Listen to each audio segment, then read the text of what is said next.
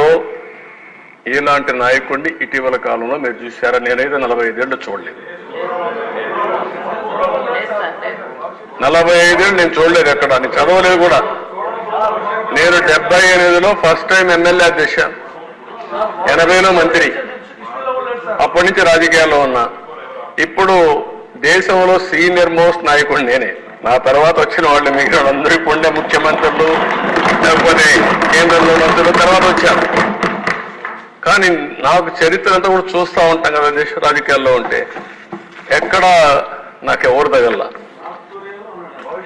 కాదు. ఒక అతను దొరికాడు, ఒక నార్త్ కొరియాలో ప్రెసిడెంట్ ఉన్నాడు. చరిత్రలో ఒక అతను ఏంటంటే పాబ్లో ఎస్కోబార్ గెవిరియా. అతను ఇదేనండి, ఎస్కోబార్ అనే వ్యక్తి కొలంబియన్ డ్రగ్ లార్డ్. ఇతను నార్కో టెర్రరిస్ట్. అతను పాలిటీషియన్ అయిపోయాడు. అతను ఏం చేశాడంటే మొత్తం ఒక లీడర్గా తయారై మెడిలిన్ కార్టెల్ అనే పేరు పెట్టి ఈ డ్రగ్స్ అమ్మడానికి కారిడార్స్ ఎస్టాబ్లిష్ చేశాడు. ఎస్టాబ్లిష్ చేసి మొత్తం దీంట్లో $30 బిలియన్ డబ్బులు సంపాదించి, అది ఈరోజు $90 బిలియన్ వర్త్ ఆఫ్ వెల్త్ సంపాదించాడు దీంట్లో. ఇది సంపాదించిన తర్వాత మీరు ఒకసారి చూస్తే 76లో అరెస్ట్ అయ్యాడు. 80లో #1 and richest drug lord of the world. Drugs కూడా మీ ప్రపంచంలో రిచెస్ట్ ఫెలో కావచ్చు, వ్యాపారాలు చేసి కావచ్చు. కానీ ఇప్పుడు మాజీ ముఖ్యమంత్రి ఉద్దేశం ఏంటి? ఆయన కూడా అదే కావాలి.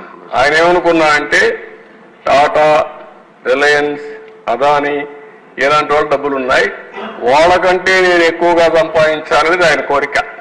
నేను అందుకే ఒక మాట చెప్పాను మీకు, కొంతమందికి నీడ్ ఉంటుంది, కొంతమందికి గ్రీడ్ ఉంటుంది, కొంతమందికి మేనియా ఉంటుంది, పిచ్చ ఉంటుంది. మెకనస్ గోల్డ్ అదే పిచ్చ. అలాంటి పిచ్చబట్టిన వాళ్ళు ఇవన్నీ చేస్తారు. ఆ తర్వాత 82లో ఎంపీ అయ్యాడు, కొలంబియా పార్లమెంట్ ఎంపీ అయ్యాడు. 82లో అమెరికా అరెస్ట్ చేయాలంటే మేడ్ డీల్ విత్ కొలంబియా ప్రెసిడెంట్తో ఇతను ఓన్ ప్రిజన్ ఒకటి క్రియేట్ చేసుకొని లా క్యాథెడ్రల్ అనే ఒక ప్రిజన్ మంచి హిల్స్లో కట్టుకొని అక్కడే ఉంటా అన్నాడు. అనే పెట్టారు.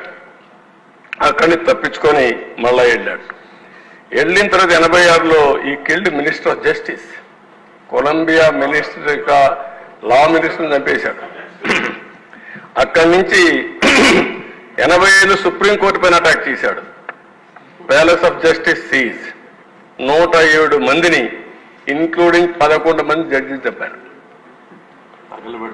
తగలబెట్టారు. నాకు తెలియదు, ఇవన్నీ చూడాలి. సినిమా కూడా ఉందంట, బాగుందా? అది చూడాలి ఇప్పుడు అందరూ, మీరందరూ కూడా. రాష్ట్ర ప్రజానికి మొత్తం చూడాలి. 89లో killed president for expelling Escobar from politics. ఒక ఆయన మాట్లాడాడు, ఇలాంటి వాళ్ళు ఉండకూడదు, వీళ్ళంతా కూడా డ్రగ్ వీళ్ళు ఉండకూడదని చెప్పిన నేరానికి అతను చంపేశారు.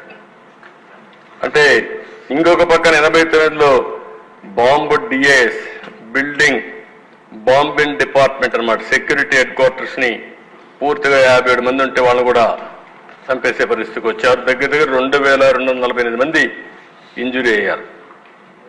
అంటే నేను ఒక ఫ్లైట్ కూడా కాల్ చేశారు. నేను ఎందుకు ఈ విషయాలు చెప్తున్నానంటే, నిన్న కూడా రఘురామకృష్ణరాజు గారు ఒకటి అడిగారు, సార్ ఎట్లా ప్రజలు ఓట్లు వేశారు?